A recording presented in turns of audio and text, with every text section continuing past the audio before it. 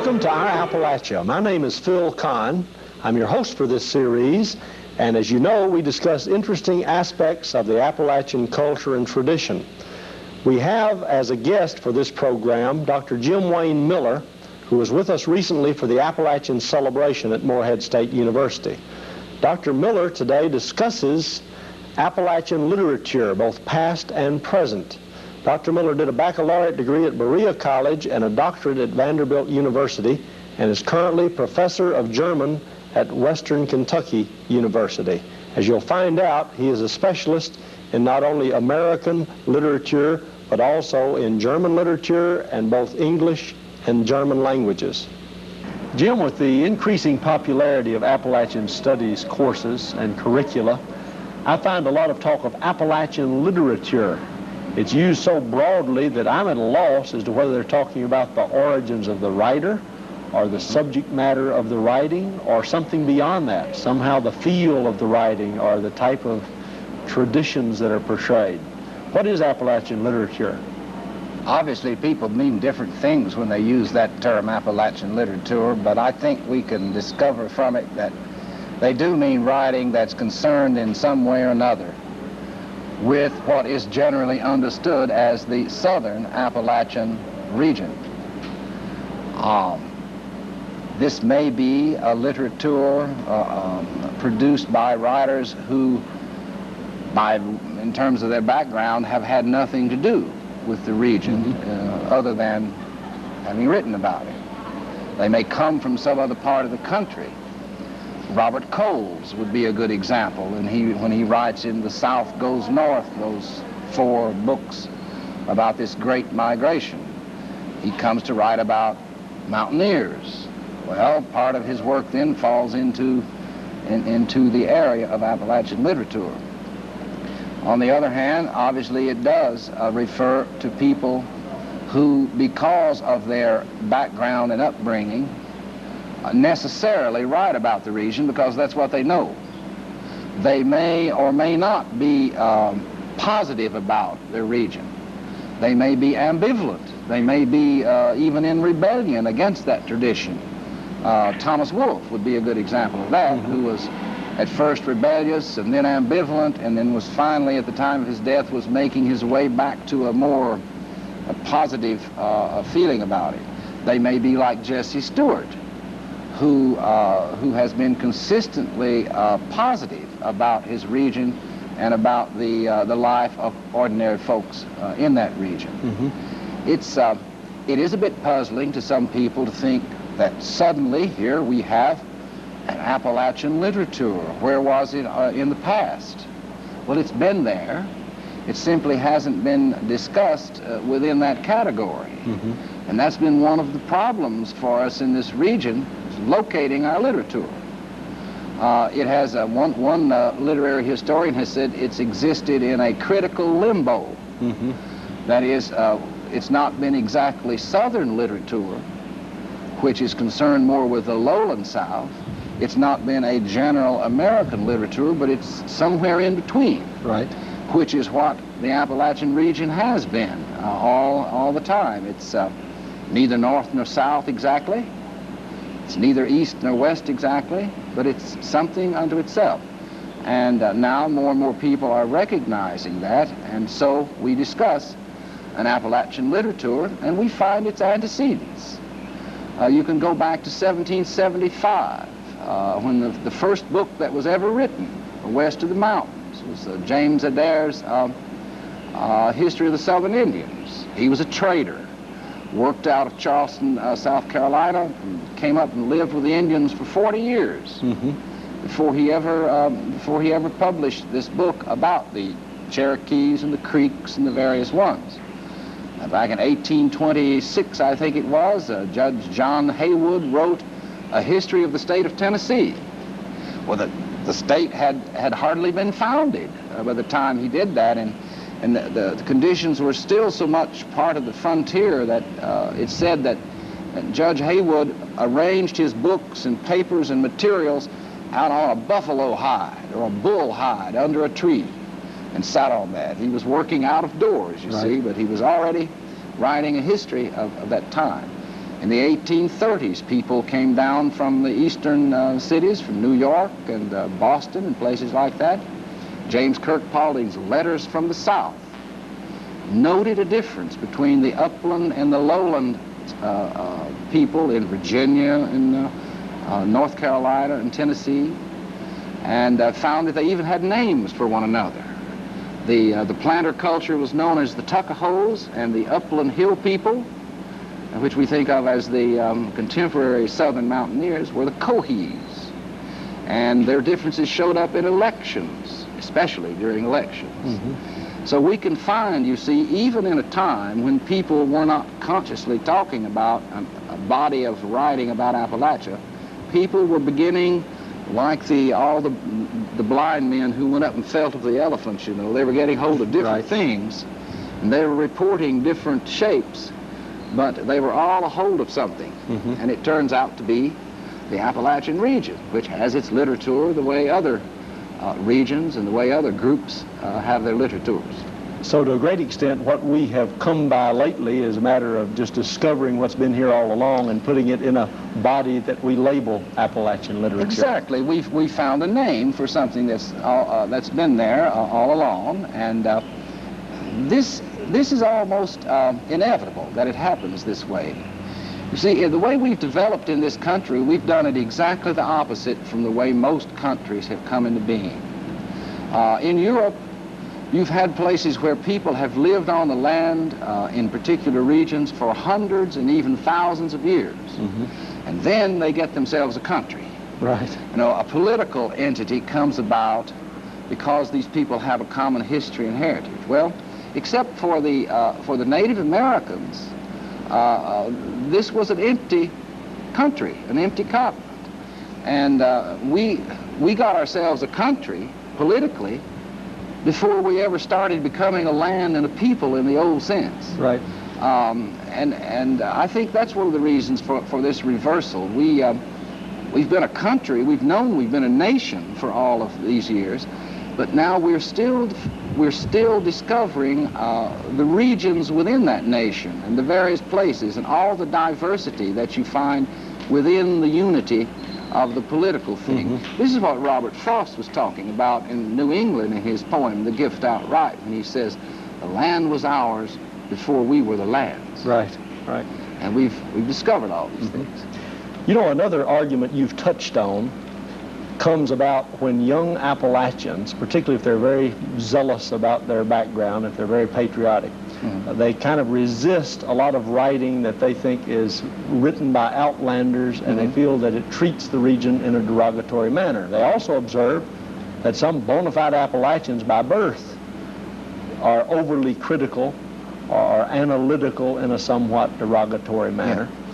In this whole argument of whether literature has served the Appalachian well or has pretty much heaped all types of stigma and stereotype on him, mm-hmm. Where are we really heading? In other words, do you think that to differentiate between outlanders who have little right to analyze the mountaineer and insiders who have every right to analyze the mountaineer is a reasonable distinction?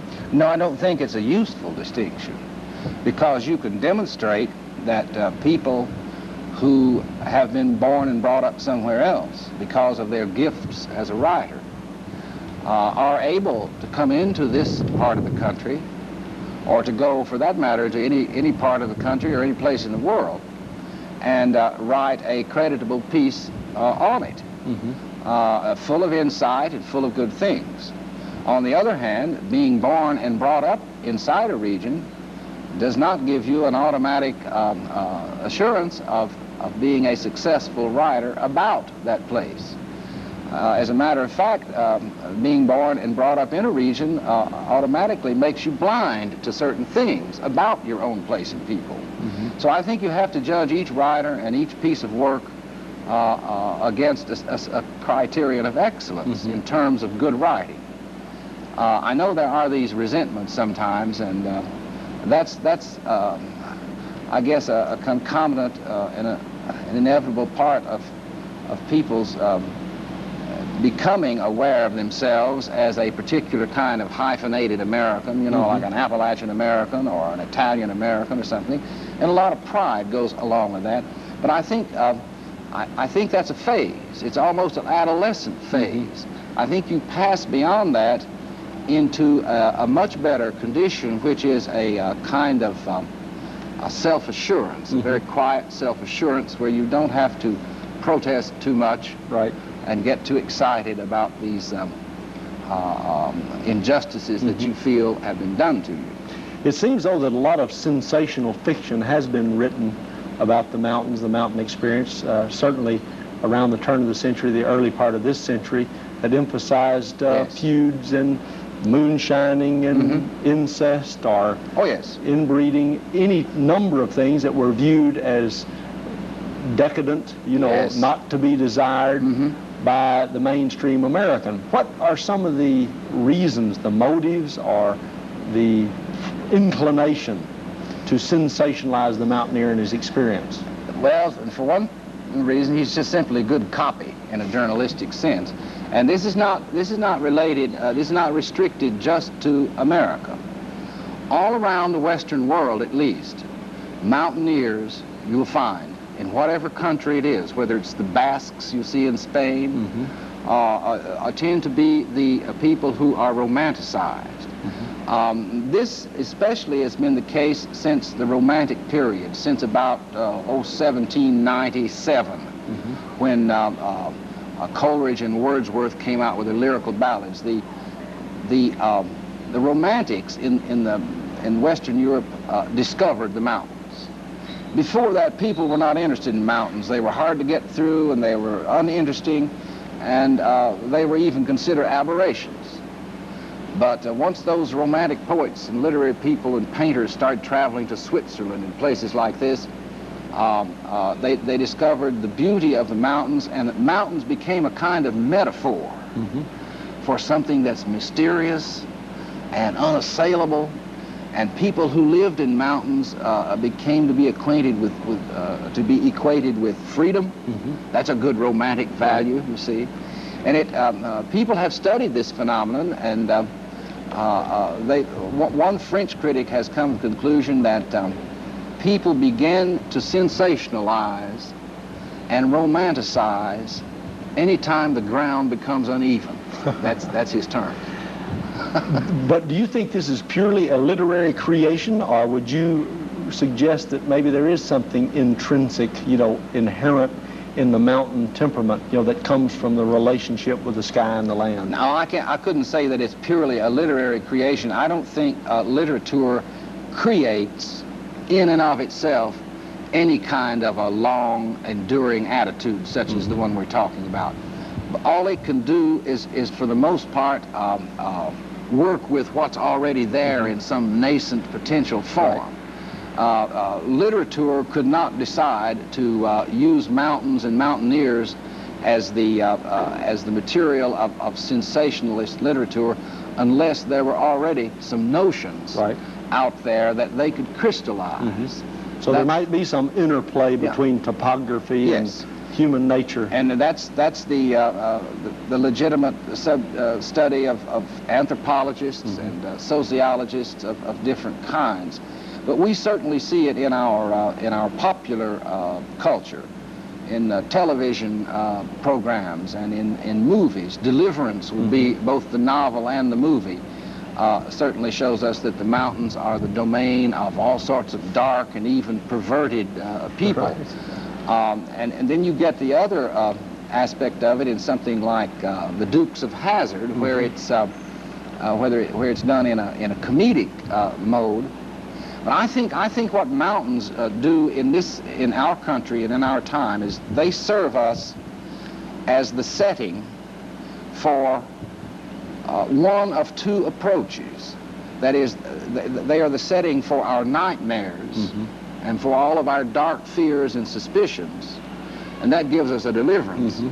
Or they are kind of pastoral. They are a mode of pastoral, where everything is basically all right, and even funny things can happen. And I think you get one or the other. It's either a fantasy, a reverie, or it's a nightmare. One of the two. Who are some of the past writers and contemporary writers who you view as individuals who champion the mountaineer, who tend to emphasize his strengths, maybe his noble side? People, I would say, who have experienced the mountains and reflect favorably on many mountain characteristics. Well, it's hard to find anybody that fits neatly into either one or the other category. You can find them mainly in one or the other. The mountaineer, as far as literature is concerned, was basically created by Mary Murphy in the 1870s and 1880s, writing under the pseudonym of Charles Egbert Craddock. Now, she was writing at a time when the literary fashion in this country was local color. And there were many people who were going to more remote and hard to get to parts of the country and writing about old prospectors and writing about different people in, say, in the Southwest, in the Far West. She happened to do this for the Southern Appalachian region. Now, although I think most people nowadays would agree that her view of the mountain life and mountain people is superficial. That is, she only took certain more unusual and quaint aspects of people in their places. I don't think that she would have thought of herself as feeling negative about these people. I think she viewed them in pretty much the way that president of Berea College about 20 years later thought of mountain people, that is, as our contemporary ancestors. People would come in and see these people living this old-fashioned way of life and say, this must be the way people lived back around the time of the Revolution. And of course the Revolution was a good thing, and throwing off a king and setting up your own country. So maybe we ought to look to these people and see what kind of qualities they have. And I think there's a lot of that even in her. John Fox Jr. was her most outstanding successor in this field. He came along writing around the turn of the century and up to World War I almost. And I think there too, he was concerned about people in the Appalachian region because of what he knew of the changes that they were undergoing. Railroads had come in, mining had begun to open up, and this old-fashioned way of life was undergoing a dramatic change. And so I think his basic attitude was certainly one that was sympathetic. Although people looking back on either one of those writers today and reading their works might think, oh, there's some condescension here, or there's some stereotyping going on. But that's the benefit of hindsight. Right, retrospective evaluation. Of course, more contemporary people who started writing since the or who started making their literary names, say, since the 30s, and that's when we began to get some native voices, truly native voices in the literature. People like Jesse Stewart and James Still and Harriet Arno. There's no doubt at all that they are basically sympathetic to and admiring of the kind of people that they write about. Of course, a lot of writing that is considered critical of the mountaineer might be considered sociological or even philosophical, ethical, coming from everything from clergymen to behavioral scientists. To what extent do you feel that there's too loose an interplay between fiction and non-fiction in this whole arena of analyzing and portraying the mountaineer? Is that a good thing or is that a bad thing? Well, I think, take the example of the discipline of sociology, for instance. I don't think that most sociologists, from the standpoint of their methodology, would approve of using too much the kind of data that you get out of a work of fiction. Because to do so is to misunderstand what a work of fiction is. It is not based on the same kind of research that one has to do to go out and find data that one has gathered very carefully from the field. Some of that does go on. Some of it does go on. But I think oftentimes the sociologist, the anthropologist, feels that that maybe literary people, poets, novelists, have insights that they don't have, and they feel that they definitely do want to avail themselves of these insights wherever possible. Used carefully, I suppose it wouldn't hurt, but I think there is a tendency to use that sort of thing indiscriminately and to mix up a quotation from, say, a short story by James Still with something that has been taken down in a carefully controlled interview somewhere. They're not the same things at all.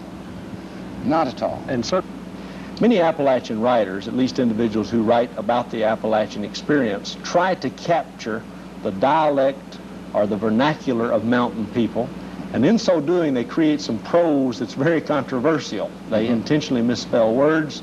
They of course put in a lot of colloquialisms and idioms, which is understandable. But this is controversial because some mountain people feel that misspelled words attributed to them are demeaning, and a lot of readers just suggest that it's difficult to wade through words that are spelled phonetically and try to assume what they mean. What do you feel about this type of writing? It's objectionable from so many points of view. It's objectionable, as you say, to a reader. It's objectionable to the people who are being depicted, and there are so many reasons why I think it's not a good method to follow as a writer of fiction or nonfiction. It can be construed as condescending. It's gratuitous. And I think people ought to go back to the distinction that linguists make between spoken language and written language. They're really two quite different things. Right. And you can get away, for instance, with a radio interview or even a television interview or something where this kind of language is used, the colloquial language of a particular place. That same language, if you attempt to transcribe it and put it on a page of print and freeze it, you come up with a lot of ugly, hard-to-read distortions. Spoken language is not the same thing as written language. But if you're a fiction writer, you have to give the impression on the printed page of speech. And I think you ought to try to avoid, and the best writers do nowadays, try to avoid mashing words together, distorting them, and instead give us the idiomatic expressions and the rhythm and flow of that speech. You're not trying to make a realistic transcript, after all. You're only trying to give the impression in much the same way that a good play on the stage is an impression of life.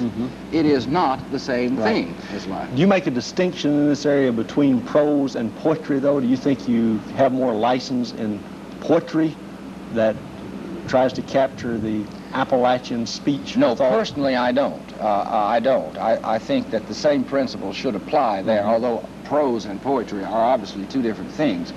Just in terms of the way one reports regional speech characteristics, I don't think any distinction should apply. Well, let me ask you, Jim, let's come rushing up to 1982. How is Appalachian literature moving so far as contemporary writers are concerned? Young Appalachians who are trying to express their experiences, who are trying to capture the essence of Appalachian life. Where are they moving in current times, and where do you think it will end up so far as a distinctive literature is concerned? There is a very good response. There are lots of young writers who have talent and who are developing very well. We have, for the first time in the region, just within recent years, writers' workshops, such as the writers' workshop at Hindman, Kentucky, at the Settlement School, which is a writers' workshop with a regional focus. We have a Jesse Stewart Symposium right here at Morehead State University, which emphasizes the works of one of our regional writers. I was down at East Tennessee State University last week. I guess there were 40 or 50 writers represented on a program there in various ways who deal with the Appalachian region in a very self-conscious or deliberate way. We are being received on the national scene there in a very favorable way. My poems, for instance, are in a Bantam anthology called A Geography of Poets, an anthology that arranges poets, contemporary poets around the country according to the places where they live or where they've come from and what they write about. There are just all sorts of, well, John Ely's Winter's People, The Winter People, a new novel published in this year, was interviewed on an NPR's All Things Considered. Right. Haven't you done some writing and developed some guides to assist young writers in the Southern Mountain region? Yes, the Appalachian Learning Lab at Alice Lloyd College over in Knott County wanted to put together an anthology of regional literature, and since they had a photo archives and this was the sort of work they were in, they asked me to edit such an anthology, and I've done it. It's called I Have a Place, and the title wants to suggest that all the poetry and the fiction and the nonfiction in this anthology deals with the Southern Appalachian region. And this is intended for students from the middle schools on through the secondary schools.